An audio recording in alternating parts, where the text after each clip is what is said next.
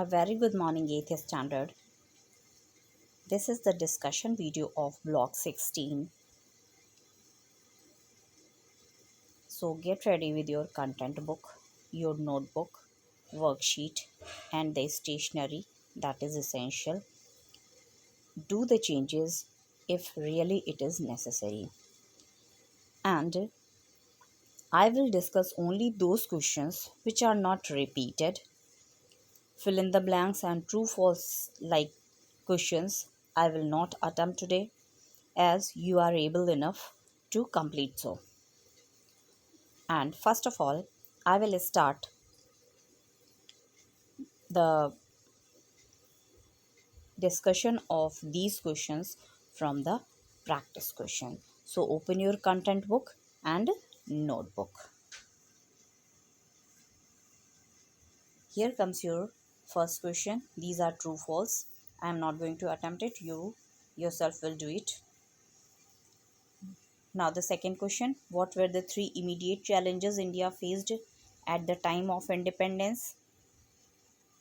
So immediate three challenges were integration of the princely states, rehabilitation of refugees, and second things they made the most challenging thing that to keep the people united.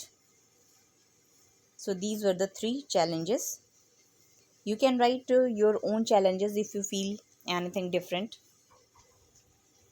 Do you think India's ethnic and cultural diversity make the task of unity difficult for the leaders?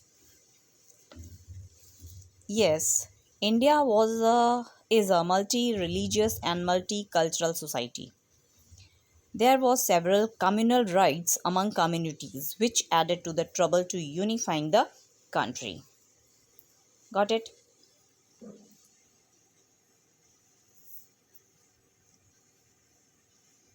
Now come to question number 4.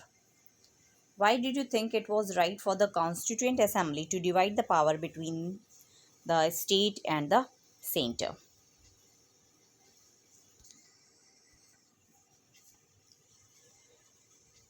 India is a union comprising various states. A strong and unified central government was required to ensure peace and strengthen the nation. Now, question number 5. Describe the main features of the Indian Constitution.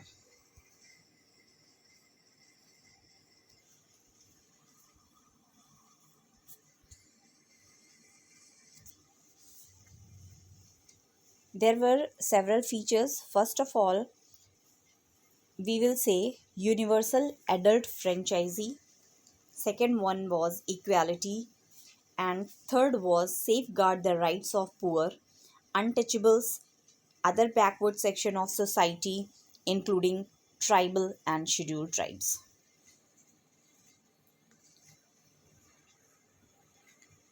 Now, why was the English continued to be used in India even after colonialism came to an end? The assembly decided the use of English as an associate official language would continue as long as the non-Hindi states wanted it to be continued. Now, here question number 7. Again, fill in the blanks are given. I am not going to attempt. Now tell me, what were the guiding principles of India foreign policy? So you will write down the principles of Panchsheel here. Okay. Now, question number 9. What was the planning commission set up? Why was the planning commission set up?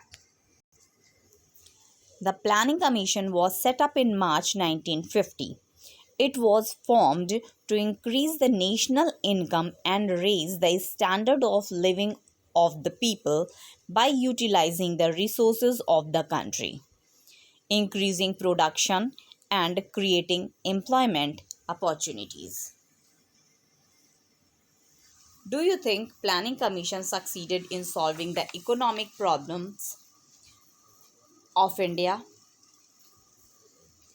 You will write your opinion here. According to me, yes, you need to tell how you can say that planning commission succeeded in solving the economic problems of India.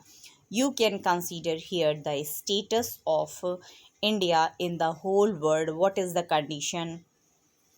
What is the per human capita of India? All these things you can go search and write it down.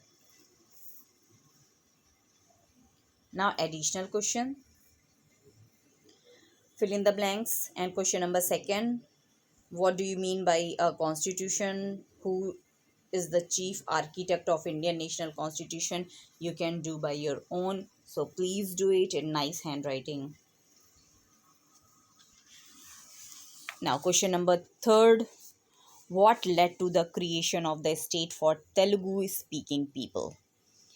Here you can write down the incident of Potti Shri Ramalagu, who struggled and sacrificed his life to make Andhra Pradesh. Question number 4, why did Jawaharlal Nehru call the dams as the temples of new age? So, as in early times, temples were the center of education and different types of jobs. In the same way, dams also provide different types of jobs and opportunity to the people to work for. Why did India join the non-aligned movement? India did not. And in the current scenario also, India does not want any conflict with any country. Neither India wants to be a part nor take a favor of any country that wants to go against non-violence, peace, etc. India encourages healthy environment for trade, commerce, and for education. That's why it joined non-aligned movement. Actually, if you will go to the history, during the Cold War, the world was divided into two, and these two were the supreme power, USA and USSR, and both wanted most of the countries in their side. But India decided not to go either of the sides. Do you think India has been able to achieve its aim of development in the past 66 years? This question also needs your opinion. Go for it, write it down. I hope you will think and write about the development in the past 66 years. Now, come to the worksheet. Nation divides challenges. Come, open your S1. If the questions are repeated from the practice question, I'm not going to repeat them. So fill in the blanks you can do by your own. What were the challenges faced by newly independent India? Yes, this question also I had discussed.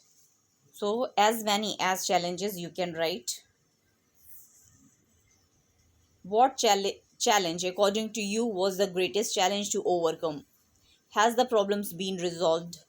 So you can take the help of the above question and you can tell which of the challenge was the greatest challenge.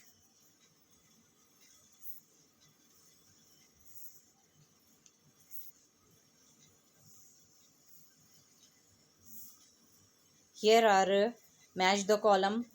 I am not going to attempt it. Now tell me, how did the Constituent Assembly resolve the center-state relations?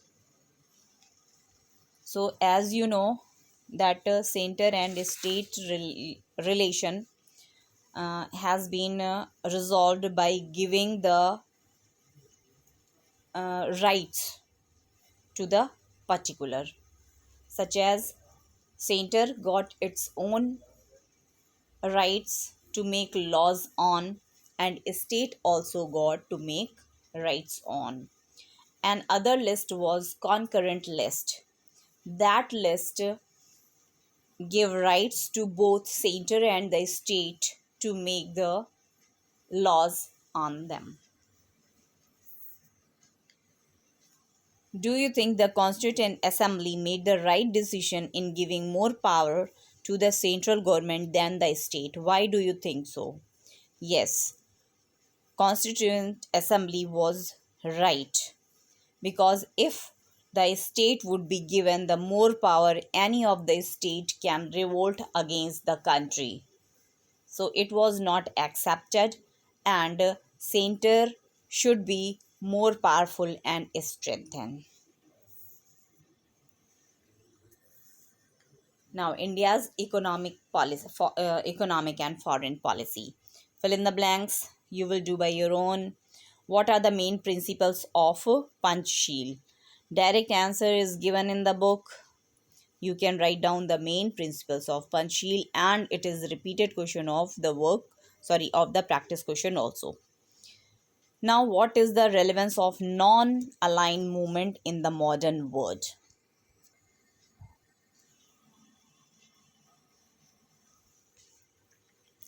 Since most of the non-aligned movement members are UN members as well, and the issues explored by non-aligned movement have been and are on the UN agenda too. The movement puts the emphasis on the principle of cooperation among nations and continues its support for the maintaining peace. So it is today in this scenario, non-aligned movement is really working very hard, and you can say that it is relevant in the modern era, because most of the countries are becoming very intolerable in many of the issues. That's why non-aligned movement is very much necessary in today's era. I hope you understood it. If any changes are there, only then you can do. Otherwise, use your own language to write down the answers. Thank you, and have a nice day.